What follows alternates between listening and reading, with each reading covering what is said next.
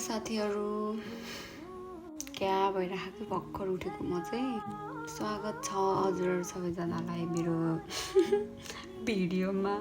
अनि आज चाहिँ त्यही हो साथीहरू, त्यस्तो स्पेसल त केही पनि छैन, तर आज चाहिँ मेरो यो मन्थको लास्ट नाइट सिफ्ट छ। अब चाहिँ म रेडी हुनुपर्ने हुन्छ, नुहाइधुवाइ यताउति गरेर अलरेडी 3:30 भइसक्यो। मलाई चाहिँ होइन मतलब अहिले सुत्ने टाइम थियो नि त, यस्तो निन्द्रै नलागेको कि कुरै नगरौँ है साथीहरू। त्यो पनि आँखा बन्द गरेर बसेँ म एकछिन होइन, अनि अब चाहिँ उठेको कपाल यस्तो भइरह। त्यही हो, नुहाएँ नुहाउन जान लाग्यो। अब नुहाउँछु अनि फ्रेस हुन्छु अनि खानासाना खान्छु। म चाहिँ खाना उता पनि खाँदिनँ, लगेर पनि जाँदिनँ कि झ्याउ लाउँछ, यतैबाट खाएर जान्छु बनाएर राखिसकेको अघि नै। त्यही हो, अब आज के गर्नेछु त त्यो देखाउने नै छु है। मेरो चाहिँ सबै काम भ्याएर बसेको है साथीहरू। अब लास्ट अल्छी लाग्छ कि यकिनमा चाहिँ अब खासै त्यस्तो कामहरू चाहिँ हुँदैन होइन, तर जिम्मेवारी चाहिँ बहुत हुन्छ नि। अनि त्यही हो, अब अल्छी लागेर बसिरहेछु। आज दिउँसो ननिदाएको कि सुत्ने ट्राई गर्दा पनि निन्द्रै लागेर ननिदाएको। अब फेरि यहाँ निन्द्रा लागेर पुरा यस्तो दुखिरह्यो। गाह्रो हो साथीहरू पैसा कमाउन,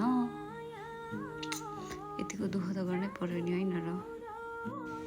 जे गरे पनि नगरे पनि मिरर सेल्फी चाहिँ हान्नु पर्ने हुन्छ कि, यसरी चाहिँ भिडियो बनाउनु पर्ने हुन्छ साथीहरू। अनि अर्को खुसीको कुरा, आज चाहिँ मैले एप्रोन अर्कै लाएर आएको रहेछ है, नत्र पहिलाकै हुन्थ्यो कि नाइटको बेला जहिले पनि। त्यही हो साथीहरू, अब काम छ अझै पनि अलिअलि, एक्लै भएर क्या अलि डर पनि लागे जस्तो हुन्छ, तर पनि अब कोही जज गर्ने हुँदैन नि त, जे गरे नि जस्तो गरे पनि। त्यही भएर बिहाको बेलामा चाहिँ काम गरेर क्या कम्फर्टेबल फिल हुन्छ कि साथीहरू। मलाई चाहिँ बस्यो बाहिर हेरेको आफै देखिँदो रहेछ।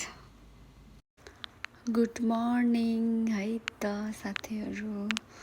म चाहिँ उठेर आशा गोहान सबै बनाएर अब बसिरहेछु। अहिले चाहिँ 5:00 भएको हो। अब 6 बजे चाहिँ सबजनालाई रुममा गएर उठाउनु पर्ने हुन्छ। त्यही हो, आज चाहिँ मलाई 2 बजे खाएको निन्द गर्नको लागि उठेको थिएँ नि त, त्यहाँदेखि निन्द्रै नलागेर सुतेको पनि छैन।